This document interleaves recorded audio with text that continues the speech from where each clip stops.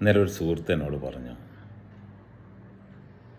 ക്യാഷായിട്ടൊന്നും തന്നെ നൽകാൻ എൻ്റെ പക്കലില്ല, പഴയൊരു ഉപയോഗിക്കാത്തൊരു മോതിരമുണ്ട്, ഒന്ന് വിറ്റ് അദ്റൈം ഫണ്ടിലേക്കൊന്ന് നൽകാൻ പറ്റുമോ എന്ന്.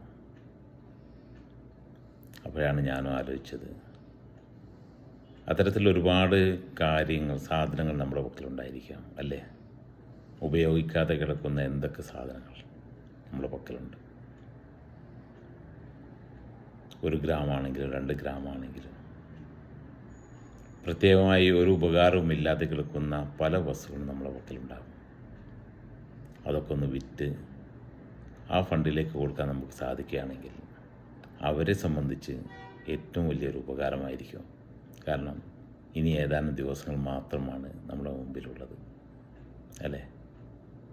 ഒന്ന് ആലോചിച്ച് നോക്കൂ, നമ്മുടെ പക്കൽ അത്തരത്തിലുള്ള എന്തെങ്കിലും ഉണ്ടോ? ഉണ്ടെങ്കിൽ അതൊന്ന് കൊടുക്കാൻ സാധിക്കുമോ? എത്രമാത്രം വിശാലതയുണ്ട് നമ്മുടെ മനസ്സിന്, ഒന്ന് ആലോചിച്ച് നോക്കുക. ആ വസ്തുക്കൾ ഇനിയും നമ്മുടെ പെട്ടികൾക്കുള്ളിൽ തന്നെയാണ് നിൽക്കുന്നത് എങ്കിൽ എന്തു കാര്യമാണുള്ളത് അല്ലേ?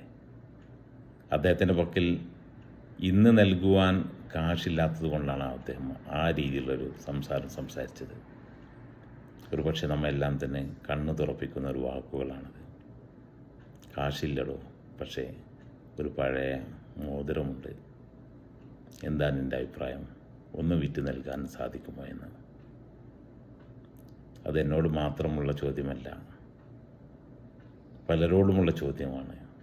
പലർക്കും ഉത്തരം നൽകുവാൻ സാധിക്കുന്ന ഒരു ചോദ്യം തന്നെയാണ്. ആലോചിക്കുക, ഇനി ഏതാനും ദിവസങ്ങൾ മാത്രം